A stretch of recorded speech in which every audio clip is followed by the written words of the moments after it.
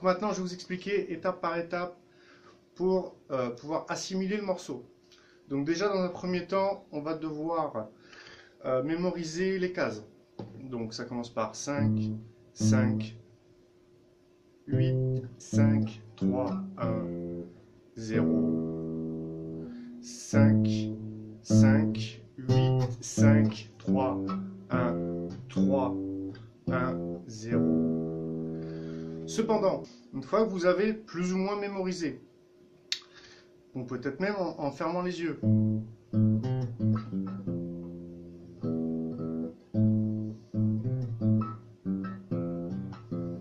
ok? Donc j'ai pas triché, vous avez vu? Mais je vais pas vous demander de faire ça tout de suite. Dans un premier temps, vous allez pouvoir le faire donc juste avec un doigt.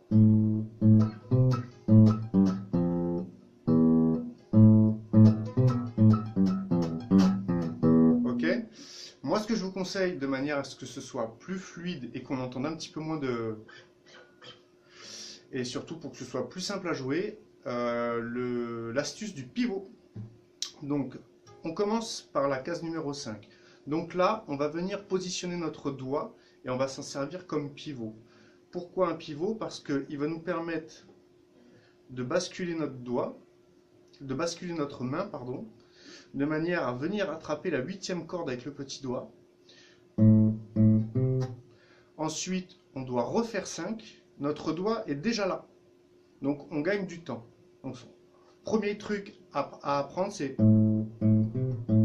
Ok? Donc ça, vous l'avez. Une fois que vous avez ça, on va sur les autres cases. Donc là, c'est simple. Pareil.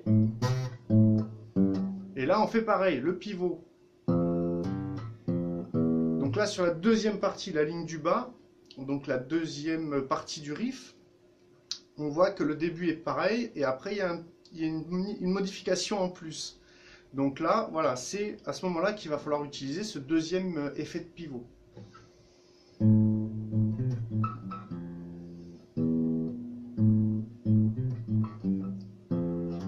Et là, c'est un slide. Ça veut dire que là, on le joue. Ok. On appuie 3 fois ici. 1, 2, 3. Et ici, quand on va arriver à cet effet de pivot-là, là, on va faire un slide. Je crois que ça s'appelle comme ça. En fait, on va jouer là, la corde. Mais on ne la joue pas à chaque fois. Là, on va faire... Là, non, on ne fait pas ça. Ok, on fait... On ne frite qu'une fois la corde. On relâche. On continue. Est-ce que c'est clair? Je recommence.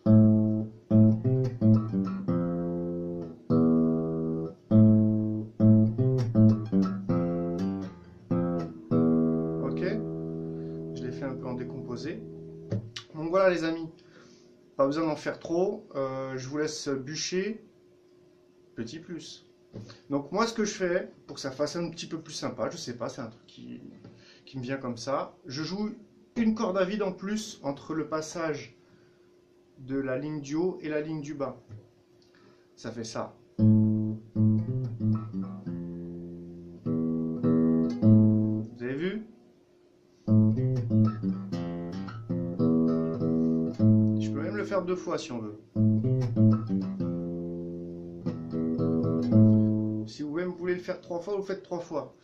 Mais je trouve que ça fait une petite liaison sympa. Et après, moi je fais ça.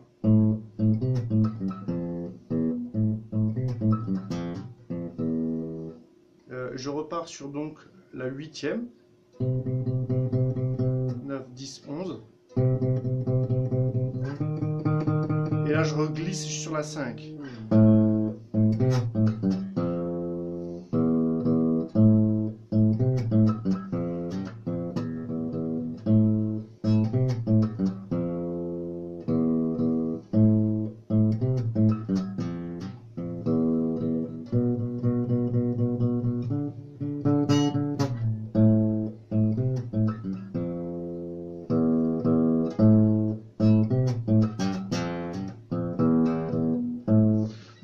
ça, vous pouvez le faire en boucle, nos limites, jusqu'à temps que vous trouviez que ce soit pour vous parfait.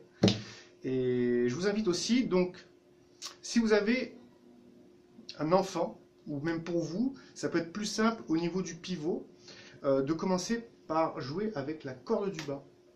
Donc avec la corde du bas, c'est plus simple pour venir faire le pivot. Parce que là, on oblige un petit peu de casser le poignet, et c'est pas toujours simple de ne pas friser. Donc voilà, vous pouvez vous entraîner avec la corde du bas. Exemple.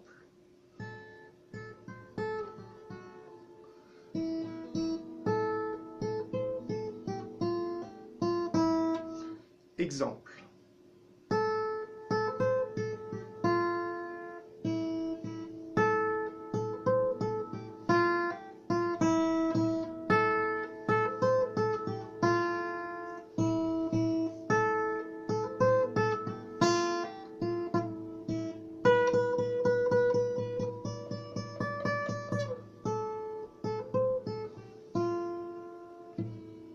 Ok?